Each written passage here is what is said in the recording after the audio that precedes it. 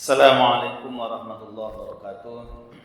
Kita kembali diberikan kesempatan, keluangan waktu dan kecukupan umur kita untuk kembali ba'da menunaikan sholat subuh berjamaah ini, melanjutkan dengan kajian ilmu secara langsung di masjid yang kita cintai ini melalui mentadarus sebahagian dari hadis-hadis Nabi SAW, yaitu kita masih mentadarus dari kitab Al-Arba'in An-Nawawiyah atau hadis-hadis yang disusun oleh Imam Nawawi dalam kumpulan 40 hadis ini. Dan pada pagi hari ini insyaallah kita akan membaca lanjutan, yaitu hadis yang ke-29. Karena sudah 2 Ramadan kita libur, dipaksa libur oleh pandemi ini, sehingga mungkin seandainya diizinkan Allah Ta'ala kita terus menerus, sudah tamat kita membaca hadis-hadis ini tahun yang lalu. Hadis yang ke-29 atau Al-Hadis At-Tasi wal Ishrun yang diberi judul Mal amalul ladzi yudhilul abdal jannata. Mal amalul ladzi yudhilul abdal jannata. Apa saja amal yang menghantarkan seorang hamba ke surga.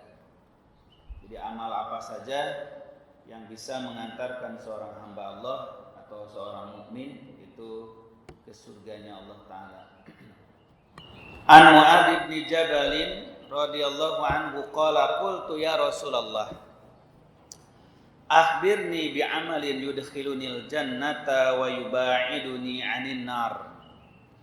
Kata Mu'adz bin Jabal, seorang sahabat Rasulullah SAW. Nah, Mu'adz bin Jabal ini termasuk sahabat Nabi yang gugur menjadi korban dari serangan ta'un, virus. Walaupun ta'unnya di masa itu tidak diidentifikasi virus apa kira-kira, apakah virus corona apa bukan. Tapi waktu itu sangat ganas virusnya memang. Tahun ke-17 Hijriah yang terjadi di masa Khalifah Umar bin Khattab radhiyallahu anhu. Jadi masa Khalifah Umar bin Khattab ini ada 2 peristiwa yang sangat berat dihadapi kaum muslimin. Peristiwa pertama adalah terjadinya ta'un di Amwas. Amwas ini satu distrik kota tua di Yerusalem di Palestina. Yang waktu itu Palestina ini masih disatukan wilayah kekuasaannya dengan Syam, meliputi Palestina, Yordania, kemudian Syria. Jadi itu 3 provinsi itu satu provinsi dulu. Sekarang 3 negara. Di masa Khalifah Umar bin Khattab 3 negara itu hanya satu provinsi. Jadi betapa hebatnya kemampuan orang dulu ya menata wilayah yang begitu luas. Itu cukup oleh satu gubernur saja gitu. Kalau sekarang cenderungnya orang itu justru makin kecil wilayah itu. Kemampuan menata. Padahal di masa itu kita tahu transportasinya apa gitu, alat komunikasinya apa. Alat komunikasi belum ada, telepon, apalagi seperti sekarang ada HP, ada internet, ada televisi. Begitu pula dari segi alat transportasi. Alat transportasinya belum ada kendaraan seperti sekarang, ada mobil, ada kereta, ada penerbangan. Jadi dari alat komunikasi, alat transportasi masih sangat-sangat terbatas. Tapi kemampuan memanage suatu wilayah begitu luas itu telah dimiliki itu oleh para pemimpin-pemimpin Islam dulu, itu luar biasa. Nah, Mu'adz bin Jabal ini termasuk gubernur yang kedua dari Syam ini. Sebelumnya itu adalah Abu Ubaidah bin Jarrah. Karena yang ditugaskan oleh Khalifah Umar memimpin peperangan melawan dan mengusir bangsa Romawi dari wilayah Timur Tengah. Karena bangsa Romawi menjajah Syam waktu itu. Dan penduduknya minta bantuan kepada kaum muslimin. Maka di bawah kepemimpinan jenderal besar Abu Ubaidah bin Jarrah yang seandainya beliau panjang umur, kata Umar bin Khattab, beliaulah yang akan aku tunjuk jadi khalifah penggantiku, itu kata Umar bin Khattab. Karena Abu Ubaidah bin Jarrah inilah disebut dalam hadis Nabi sebagai aminu hadhil ummah, orang yang terpercaya di umat ini. Sabda Rasulullah adalah Abu Ubaidah bin Jarrah. Tapi Allah takdirkan lain, Abu Ubaidah Jarrah berhasil memimpin peperangan dengan kemenangan yang gemilang, merebut wilayah Syam, Suriah, kemudian Palestina dan Yordan dari cengkeraman bangsa Romawi. Lalu beliau menjadi gubernur jenderal di situ. Namun tidak lama karena berapa tahun berikutnya terjadi musibah taun Amwas yang muncul dari sebuah kota kecil di Palestina. Lalu menyebarlah meluas ke seluruh Suriah. Termasuk sang gubernur sendiri wafat. Abu Ubaidah bin Jarrah ini wafat karena keganasan taun. Nah, bahkan beberapa keluarga beliau dan beberapa prajurit kaum muslimin yang ikut berperang dengan beliau. Maka ketika Abu Ubaidah bin Jarrah wafat, digantikanlah oleh Mu'adz bin Jabal. Nah, Mu'adz bin Jabal inilah yang menggantikan posisi gubernur jenderal Abu Ubaidah bin Jarrah. Maka beliau di khutbah pelantikannya menegaskan bahwa akan berupaya menangani taun ini. Tetapi disebabkan masih sangat minim, kedokteran di masa itu belum teridentifikasi itu virus apa. Tapi Mu'adz bin Jabal berkata dalam pidatonya, kata beliau, seandainya aku pun dan keluarga aku pun harus jadi korban dari tahun ini, aku akan menerimanya, aku akan ridho, kata beliau, dalam upaya menanganinya ini, mengatasinya ini. Dan tidak lama setelah itu beliau pun terjangkit taun itu. Begitu pula keluarganya, gugurlah beliau, wafatlah. Maka dalam 1 bulan itu pergantian dua gubernur. Maka tampillah gubernur ketiga, itulah Amr bin As. Al-Amr bin As radhiyallahu anhu. Maka Amr bin As mengambil pengalaman dari kedua gubernur yang wafat ini.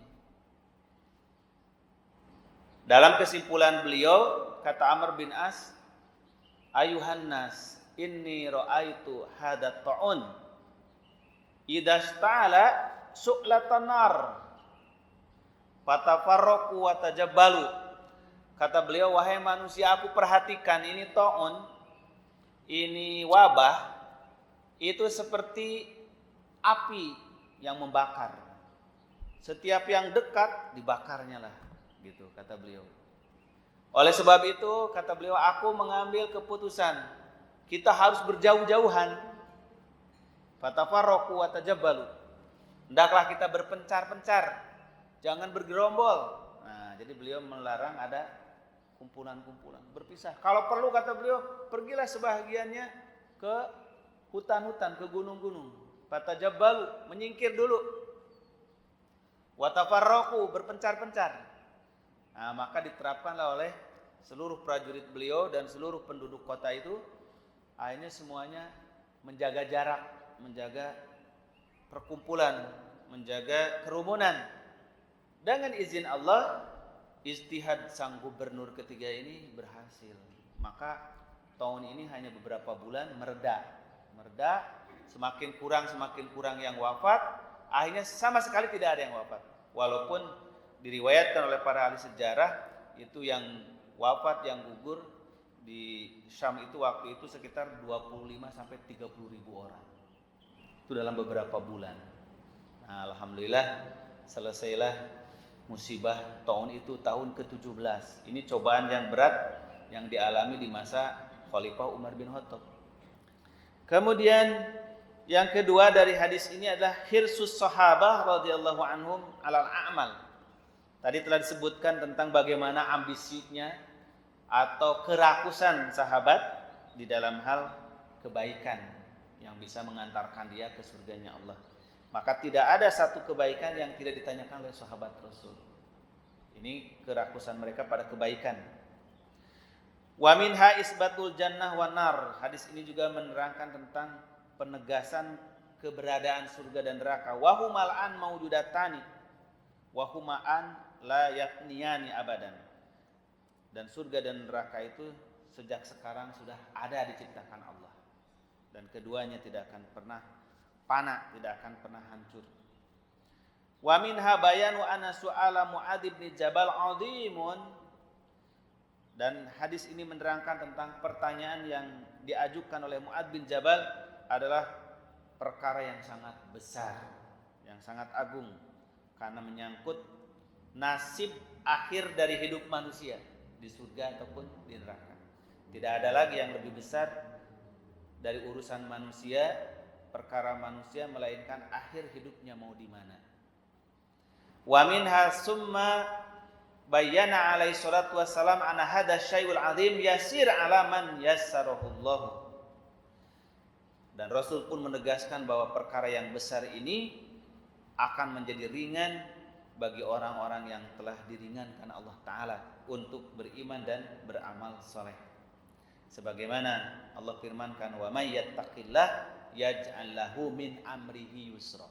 Siapa yang takwa kepada Allah, Allah jadikan semua urusan itu mudah. Tidak ada yang susah. Kemudian wa minha ahamiyatus salat wa taqdimuz zakat wa taqdimus shaum alal hajj.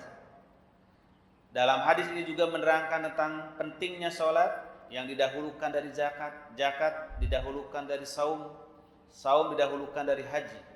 Nah, ini menerangkan bahwa tingkatan-tingkatan seseorang di dalam menunaikan rukun Islam. Maka ada orang yang melaksanakan rukun Islam itu bisa sempurna semuanya dari syahadat, salat, saum, zakat, haji. Ada orang yang hanya mampu 4, syahadat, salat, saum, zakat. Hajinya tidak diberikan kemampuan, atau ada kemampuan tapi ada halangan. Seperti kaum muslimin sekarang, Masya Allah, sudah 2 tahun. Dan tahun ini juga sudah diputuskan tidak ada keberangkatan haji dari Indonesia. Maka ada orang-orang yang tidak berkesempatan menunaikan rukun iman, rukun Islam yang kelima. Bahkan di antara kaum muslimin mungkin hanya 3 rukun saja, salat, syahadat, salat, saum. Zakatnya juga tidak mampu karena dia ditakdirkan sebagai fakir dan miskin. Bahkan di antara mereka mungkin hanya 2 saja, syahadat dan salat. Karena saum juga tidak mampu. Dia sudah lanjut usia, sudah tidak mampu lagi untuk menahan lapar, sehingga ia termasuk orang yang diberikan rukhsah untuk tidak puasa tetapi diganti dengan fidyah. Bahkan ada orang mungkin hanya mampu 1 saja dari rukun Islam, yaitu bersyahadat. Karena dia memeluk Islam, bersyahadat, belum datang waktu salat sudah meninggal. Itulah orang yang hanya mampu sebagai muslim syahadat saja. Maka semuanya ini bertingkat-tingkat diberikan kesempatan oleh Allah, dan semuanya diberi kemudahan sesuai dengan kemampuan yang dimilikinya. Kemudian wa minha anna salatar rajul fi jawfil lail tudfi'ul khati'ah. Maka di dalam hadis ini menerangkan bahwa salatnya seorang laki-laki di tengah malam adalah merupakan amal yang paling utama. Tapi di sini di syarah ini ada salah kutip, malah sebagaimana kata Nabi, as-shadaqatu tutfi'ul khati'ah, padahal itu adalah keutamaan sedekah. Yang benar adalah yaitu wa sholatur rajul fi jawfil lail. Salat laki-laki di akhir malam, sebagaimana ayat Al-Qur'an di dalam surah As-Sajdah ayat 16-17, tatajafa junubuhum 'anil madaji'i yad'una rabbahum khaufan wa tama'a wa mimma razaqnahum yunfikun. Dan orang-orang yang menjauhkan lambung mereka dari tempat tidur berdoa pada Tuhan mereka dengan penuh takut dan penuh harap, dan mereka mendermakan dari rezeki yang Allah rizkikan pada mereka. Fala ta'lamu nafsum ma ukhfiya lahum min qurrati ayun jazaa'an bima kanu ya'malun. Maka tidaklah satu jiwa mengetahui betapa besarnya kenikmatan yang Allah sembunyikan di surga sebagai balasan bagi orang-orang yang beramal. Jadi apa yang Allah sembunyikan, kenikmatan surgawi itu jauh lebih besar daripada apa yang mereka manusia rasakan di dunia ini. Maka orang-orang beriman tentu tidak mau mengorbankan karunia kenikmatan yang jauh lebih besar, yang abadi di akhirat nanti dengan kenikmatan di dunia. Tetapi justru ingin sebaliknya, bagaimana dengan kenikmatan di dunia ini bisa mengantarkan dia kepada kenikmatan yang kekal abadi di surganya Allah Ta'ala. Wassalamualaikum warahmatullahi wabarakatuh.